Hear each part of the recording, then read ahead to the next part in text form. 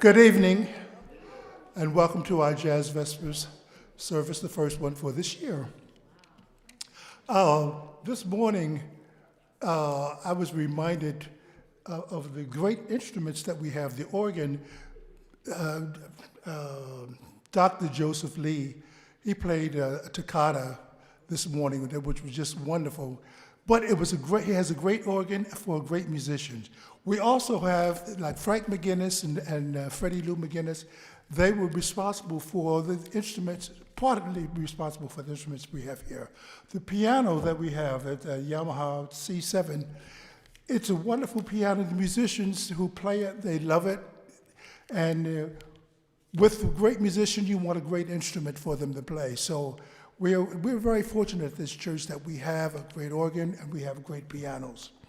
And so we're going to start this evening by bringing up Yvette. She's doing much better, obviously, she's here. So she's going to get up and give us our scripture. Happy New Year, everyone. Happy New Year. All right, I'm coming from Psalms 121, 1-3. There you go. I couldn't even hear myself. Okay, Psalms 121. I will lift up mine eyes unto the hills, from whence cometh my help. My help cometh from the Lord, which made heaven and earth. He will not suffer thy foot to be moved. He that keepeth thee will not slumber. Thank you. Barbara Nathanson will be next, introducing our artists.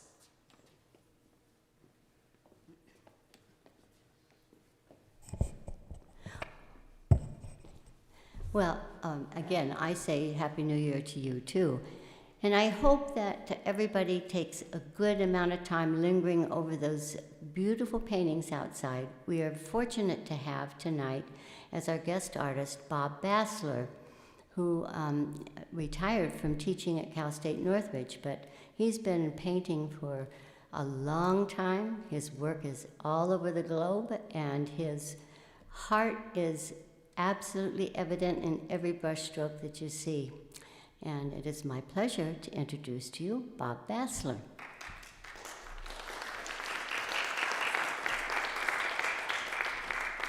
Thank you very much.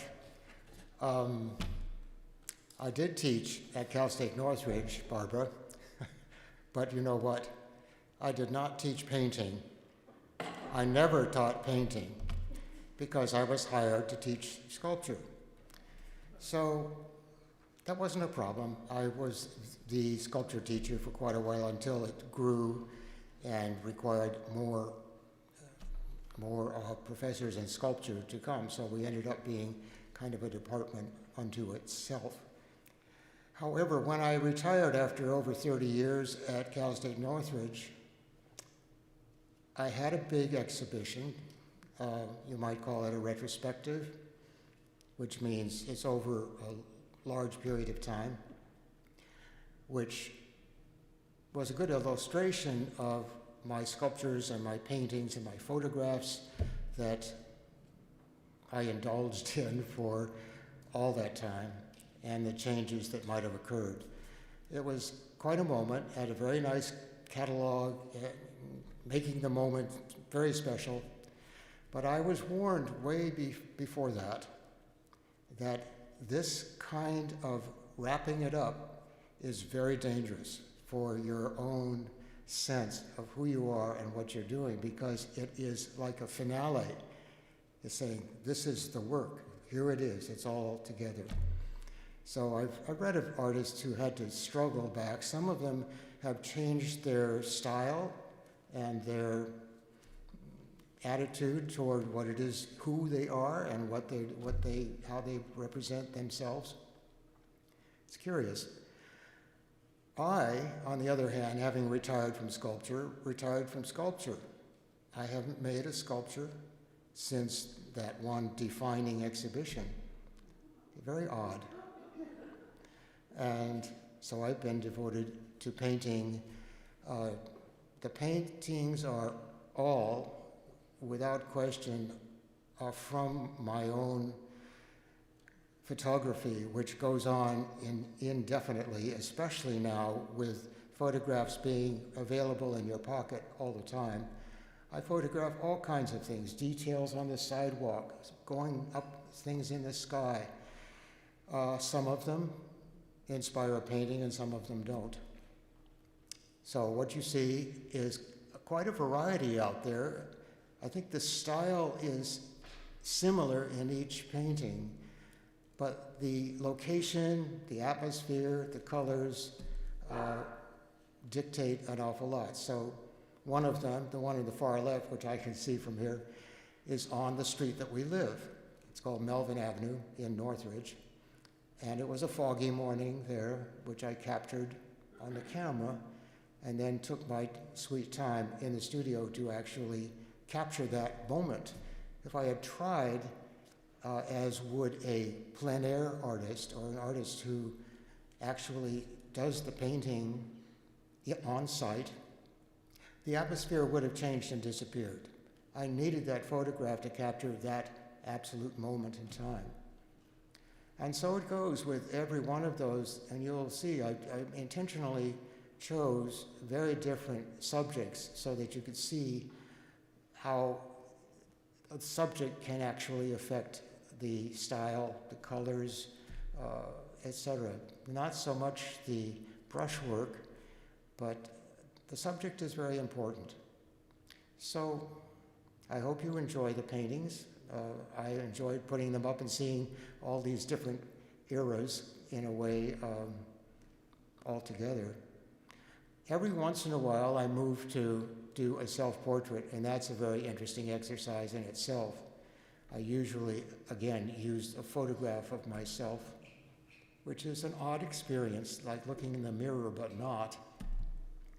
And I'm sorry, I didn't give you, I could do a whole show of my, like every 10 or 15 year self-portraits. But I do hope you enjoy what I did bring this evening. I brought a variety so that you could see how a style kind of overlaps from one to the other, regardless whether it's Sorth is from 40,000 feet in the air or right down on the planet's Earth. So thank you very much for coming tonight, and enjoy the show.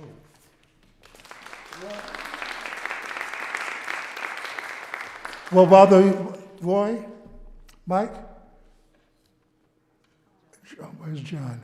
Oh, there he is. When I first came to town, piano players were always looking at someone that plays better than you, and you steal their ideas. And John was one of them. That I would go and hear him play, and I'd go home and say, and try to play something that I'd heard him play. So anyway, the great John Mayer.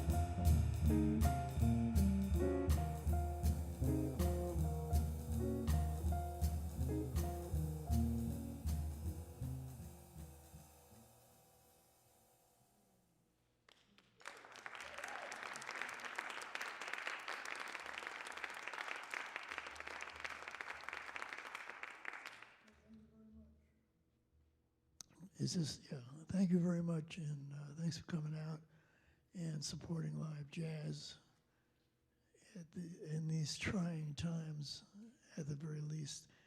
So on drums is the Dominator, Roy McCurdy.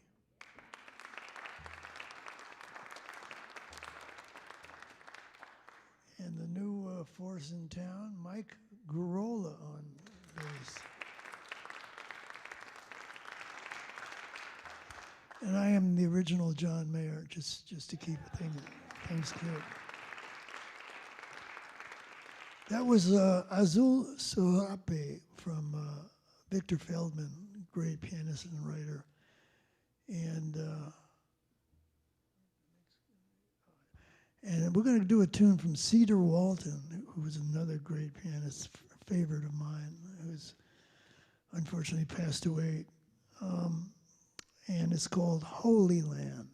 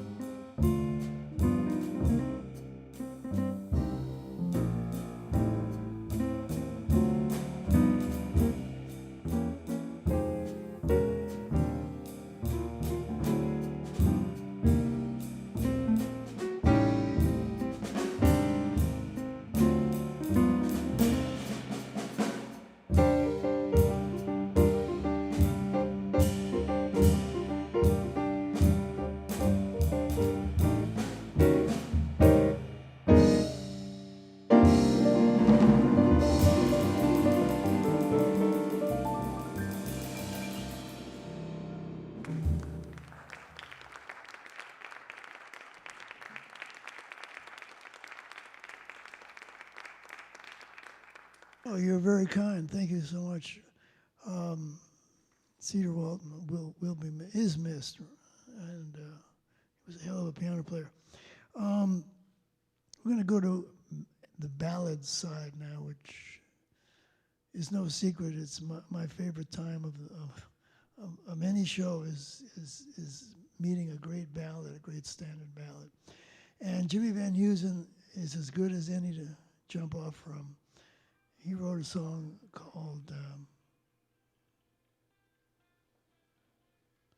it's called But Beautiful.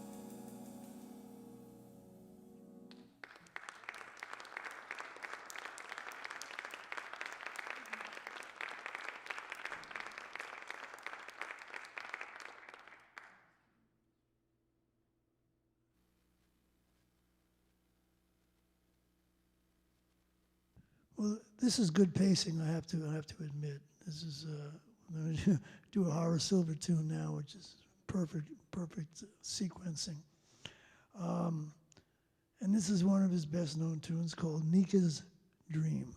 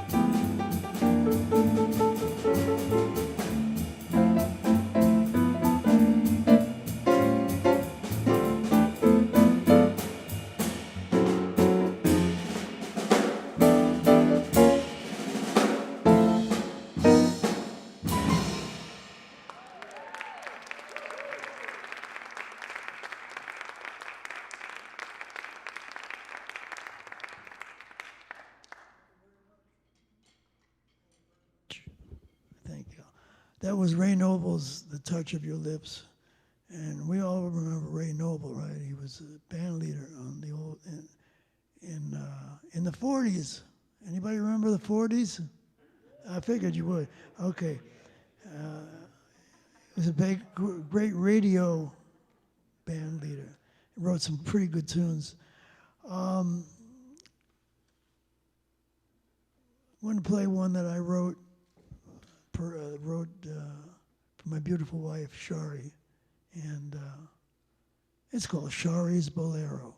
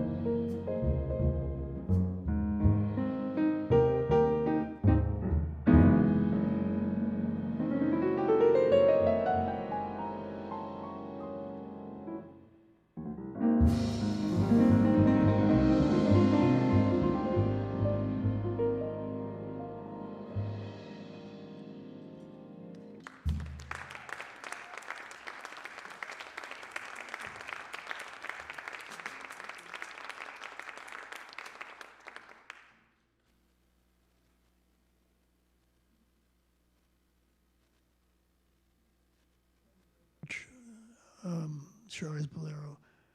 By the way, for whatever it's worth, I do have a few trio CDs from the old days, not so long ago actually. And if you're interested, you can talk to me about them. I'll be happy to show them to you. We're going to close the show with something called The Theme, appropriately enough.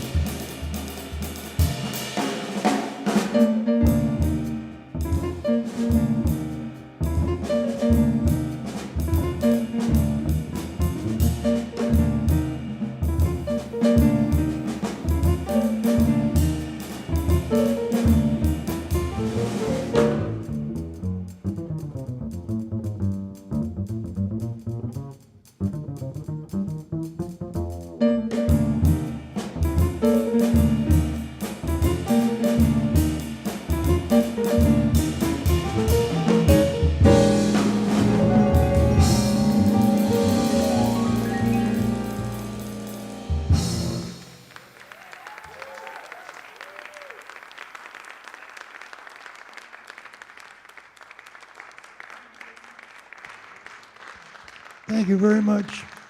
For the trio, Roy McCurdy, Mike Garola, yours truly, John Mayer. Thank you for coming out. Hope to see you soon again. Bye-bye. Do another one? No. Shut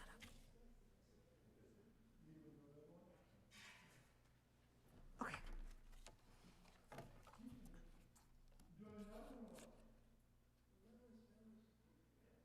That was it? I don't know. It sounded so good, y'all. It was feeling so good. Just one more, please. Thank you very much.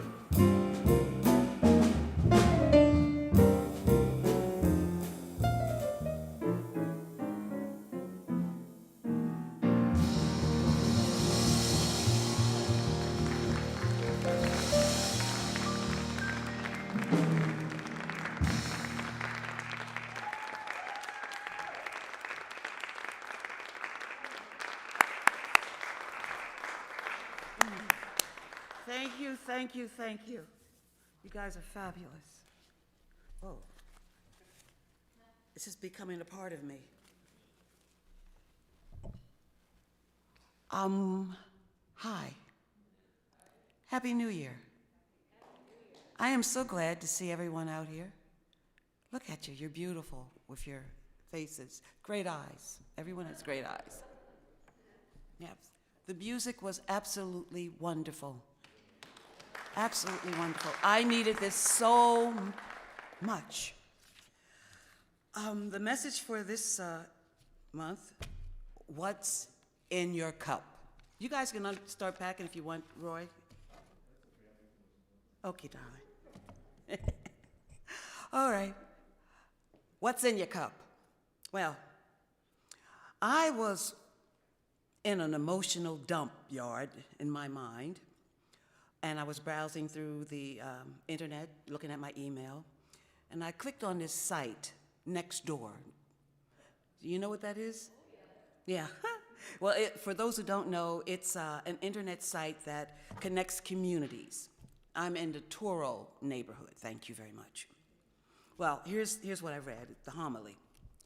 You are holding a cup of coffee when someone comes along and bumps into you, making you spill your coffee everywhere. Why did you spill the coffee? You spilled the coffee because there was coffee in your cup. Had there been tea in your cup, you would have spilled tea. The point is that whatever is inside the cup is what will spill out. Therefore, when life comes along and shakes you, which will happen, whatever is inside you will come out.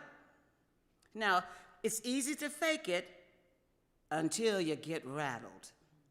So, we have to ask ourselves, what's in my cup? When life gets tough, what spills out? Joy, gratefulness, peace, humility, or do anger, bitterness, harsh words, and reactions come out? You choose. Now that was posted by Ronald Scarin on January the 1st, 2022. Now what got me was that many of my neighbors clicked in and responded to this homily. Most stated that its message came at the right time. It was 8 a.m. That means my neighbors and I were starting out our day emotionally down. We were all blue. No, we were all COVID blue. In jazz terms or lingo, I have the blues before sunrise, tears standing in my eyes. I have the blues before sunrise, tears standing in my eyes. It was a miserable feeling. Now, babe, I feeling I do despise. That was Blues Before Sunrise by Leroy Carr. Before we even brushed our teeth, our cup was already filled and running over with bitterness, anger, gratefulness, harsh words, etc., etc., etc. Yikes, at the time, I wanted to run away from myself. In jazz terms or lingo, woke up this morning, I looked around for my shoes. You know I had those mean old walking blues. Yeah, I woke up this morning, I looked around for my shoes. Boy, I had those mean old walking blues. This song made me smile. Now, picture me along with a bunch of my neighbors trudging around our neighborhood with dark rain clouds hovering over our heads. I think that's funny. I was laughing at that in my mind as I was writing this. Everybody's had the blues sometime, and everybody knows the tune. Everybody knows the way I'm feeling, because everybody's had the blues. That's from Merle Haggard. So how do we fill or refill our cups with gratefulness, joy, peace, and humility, and not all the adverse reactions? That's what this homily is good for. It's a reminder. It reminds you about what you already know, but it doesn't show you the way because it assumes you already know the way because you've been there many times before. That was a tongue twister. Say that 5 times. Homilies, like the one I just read you, are great for reminders. They assume we know the way to fill our cups. But we do know the way. Clear our minds and go to the Spirit in prayer and song. In Bible song terms, or lingo, I lift up mine eyes unto the hills, from whence cometh my help. My help cometh from the Lord, which made heaven and earth. Psalm or song, 121, 1-2, 1 verse 2. Or, I will give thanks to you, Lord, with all my heart. I will tell of all your wonderful deeds. I will be glad and rejoice in you. I will sing the praises of your name, O Most High. Psalms 9, 1, 2. Let's all work together towards keeping our cups filled with gratitude, forgiveness, joy, words of affirmation, kindness, gentleness, and love for one another. Amen. Thank you. Thank you so much, and thank you all for coming. Help us keep the Vespers going. Tell a friend. Give freely to the free offering. And why don't we close this out all together and stand? I wanted to say thank you to everybody. So I don't want to miss anybody. Dusty, Adrian, they're all up there. Sound, Wes, Barbara, Larry Flaherty, Barbara Stiles, Reverend Choi, Reverend Muzuki, and Russ, you up there? We couldn't do this without everyone. And Joan, oh my goodness, Joan, she does everything. So thank you all for coming. And if you turn to this page, we will do the closing together, the benediction or prayer, if you like. Do whatever you want. May the Lord watch between you and me when we are absent one from another. Take care, y'all. See you the next time. It's great seeing you. And stay safe.